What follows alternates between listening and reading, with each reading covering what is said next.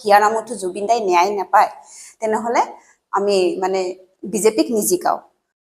তো মোৰ কোৱেশ্চন হৈছে একচুৱেলি ন্যায়টো দিব কোনে বিজেপি দিব নে কংগ্ৰেছ দিব কোনো চৰকাৰে দিব না আমাৰ ন্যায়পালিকাই দিব অন্যায় হয় আৰু অন্যায় হৈছে আমাৰ জুবিন গাৰ্গৰ যি যেনেকে তাৰমানে মৃত্যু হল তেওঁৰ প্ৰতি অন্যায় হৈছে এইখন চৰকাৰৰ সঁচাকে সৎ ইচ্ছা আছে নে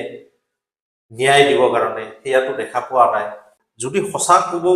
যাওঁ তেনেহলে চৰকাৰৰ সৎ ইচ্ছা নাই আমাৰ সাধাৰণ ৰাইজে যোনটো বুজি আছে যে ন্যায়ালয়ৰ যোনটো প্ৰচিডিউৰ যোনটো নিয়ম নীতি এইটো আমি এনে কৈ দিলে নহয় তাৰ নিয়ম নীতিটো সেইটো সেনেকে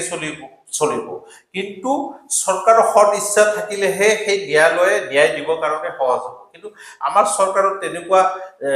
ন্যায় দিবৰ কাৰণে সৎ ইচ্ছা দেখাই নাই আৰু ২৬ৰ আগত কেনেকে হ'ব এতিয়া আমাৰ মুখ্যমন্ত্ৰীয়ে কৈছে যে ফাষ্ট ট্ৰেক কোৰ্ট এতিয়া কৰিব এই কথাটোতো আজি ৬ মাহ আগতে ক'ব পাৰিল হয় এতিয়া য'ত প্লেচ অফ অকাৰেন্সত তাতে ইনভেষ্টিগেশ্যন অফিচাৰে গ'ল নে নাই আমি ক'বই নোৱাৰো এইবিলাক বহুত লুপ হোলছ দেখিছো যোনটো তাৰমানে আগতেই সহজ কৰি দিছে জুবিন গাৰ্গক তাৰমানে যেন ন্যায় নাপায় তাৰমানে এইবোৰ যেন ৰেহাই পায় সেইটো আগতেই প্ৰচিডিউৰত তাৰমানে কৰি দিছে সহজ কৰি দিছে এতিয়া যদি চৰকাৰ সলনি হয় তেতিয়া সেই বস্তুবোৰ চৰকাৰৰ যদি আমাৰ যেতিয়া তৎকালীন যেতিয়া নতুন চৰকাৰে বা ফাষ্ট ট্ৰেকত কৰি সেইটো সোনকালে ন্যায়ৰ কাৰণে সেইটো চেষ্টা কৰিব আমাৰ সেইটো বিশ্বাস যে আমাৰ নতুন চৰকাৰ আহিলে কৰিব কিন্তু